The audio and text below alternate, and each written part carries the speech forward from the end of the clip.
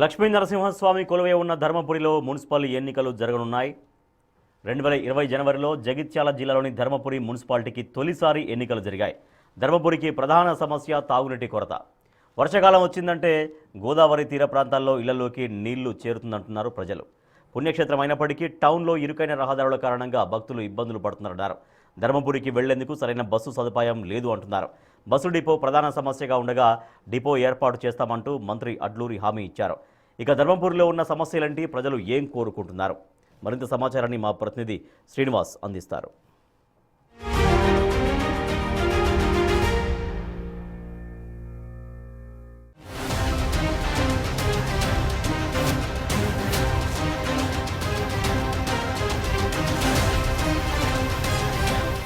తెలంగాణలోనే ప్రముఖ పుణ్యక్షేత్రం ధర్మపురి లక్ష్మీ నరసింహస్వామి ఆలయం ఉన్నటువంటి ధర్మపురి.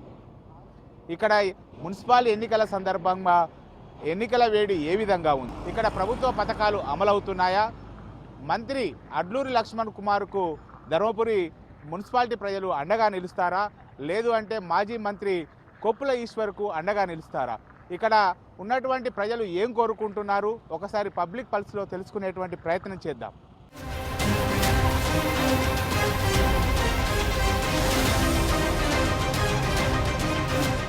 ఏంటిది ఇప్పుడు ఓట్లు వచ్చినాయి, సమస్యలు ఉన్నాయా మీకు? 10 ఏళ్ల సమస్యలు మొత్తం అయిపోయినాయా? ఏమున్నాయి అంటే ఇప్పుడు ఓట్ల కోసం మీకు అత్తూరు ఉన్నాయి, మోటార్లు ఉన్నాయి, రోడ్లు లేవు, మోటార్లు లేవు. గోదావరి వస్తే కొంచెం ప్రాబ్లం అవుతున్నది. ఇంతవరకే ఇండ్లు పోయినాయి మావి.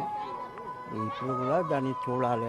ఎట్లుంది మీకు? ఎట్లా ఉన్నది అంటే సమస్యలు ఉన్నాయా? ఇంకా సమస్య ఏంటి ఏం లేదు సార్, మాకు ఒక గోదావరి వస్తే ఇక్కడ దాకా పోయినసారి అక్కడ ఇంకా ముందుకెళ్ళింది. అక్కడ నుంచి వరదలు ఇళ్ళకి వస్తుంది గోదావరి, పాములు. చెప్తురా మరి మీ ప్రాబ్లం చెప్తురా? చెప్తున్నాం సార్ కూడా, దినేష్ సార్ కూడా చెప్పినాం, రామన్నకి చెప్పినాం. వాళ్ళు కూడా మంచిగా ప్రతిసారి గోదావరి వరద మీకు ఇబ్బందులే ఉంటాయి సార్. అన్ని చదువుకొని పెట్టుకోవడం ఇళ్ళల్లో. ఇప్పుడు పోయినసారి సజ్జల లెవెల్ వచ్చినాయి. ఇక్కడ పెద్ద వరద, ఇక్కడ రోడ్డు మీద కూడా పెద్ద వరద. ఆ ట్రాన్స్ఫార్మర్లు 2 మునిగినాయి. హనుమల్ల గడ్డ కొద్దిగా కొంచెం గోపురం కనబడే స్టేజ్కి వచ్చింది.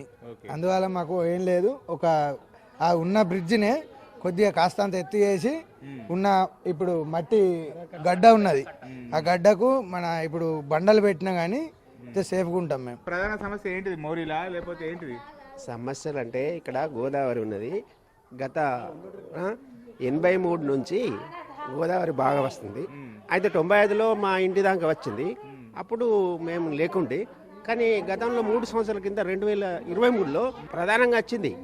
కానీ ఎవరు అప్పుడు కొప్పులీశ్వరు ఉండే, ఎవరు పట్టించుకోలేదు. కానీ వాళ్ళు వచ్చి పోలీసులు వచ్చి బెదిరించారు. అంటే బెదిరించారు, బెదిరించిన నేను భయపడలేదు. నా ఇల్లు ఉన్నది, దానిలో ఉన్నటువంటి సామాన్లు వేయండి. ప్రాబ్లం ఏంటంటే అక్కడ కడెం కాడ కొద్దిగా 2 డ్యామేజ్లని ఆ ఓవర్లోకుండా ఇక్కడ ఇల్లంపల్లి ప్రాజెక్ట్ ఉన్నది. అయితే పొద్దున 6 గంటలకు వచ్చి పోలీసులు బెదిరించడము.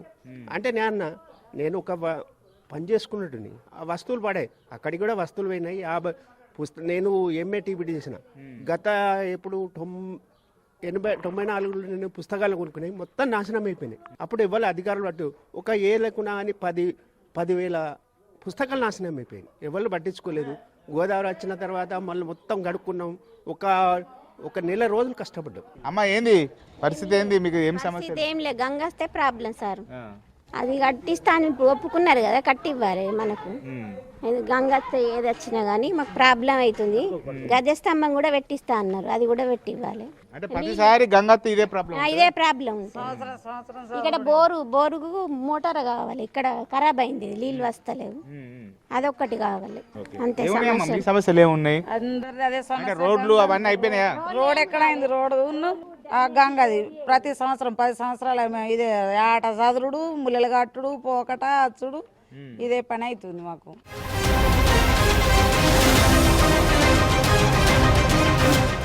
అమ్మ మున్సిపల్ ఎన్నికలు వచ్చినాయి, సమస్యలు ఎట్లున్నాయి?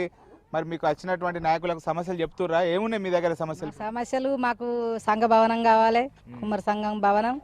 వాళ్ళకి పైసలు ఇవన్నాం ఇస్తానన్నాడు సార్ ఒప్పుకున్నాడు. సమస్యలు తీరుస్తా అని చెప్పిండు అడిగినేటికి.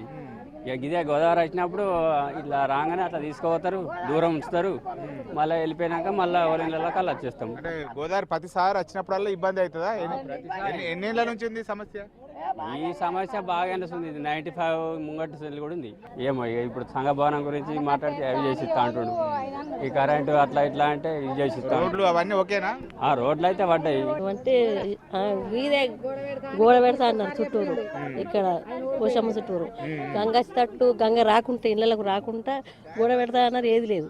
ఈ గోదావరి సమీప ప్రాంతాల లోపల ఉన్నటువంటి సమస్యలే స్వాగతం పలుకుతున్నటువంటి పరిస్థితి కనబడుతున్నాయి. ముఖ్యంగా ఇప్పుడు ఉన్నటువంటి మంత్రి కూడా అడ్లూరి లక్ష్మణ్ కుమార్ కూడా హామీ ఇస్తున్నారు, ఖచ్చితంగా వీరందరినీ కూడా ఆదుకుంటానని చెప్తున్నటువంటి పరిస్థితి కనబడుతుంది. కెమెరా పర్సన్ అంజితో శ్రీనివాస్, బిగ్ టీవీ, ధర్మపురి నుండి.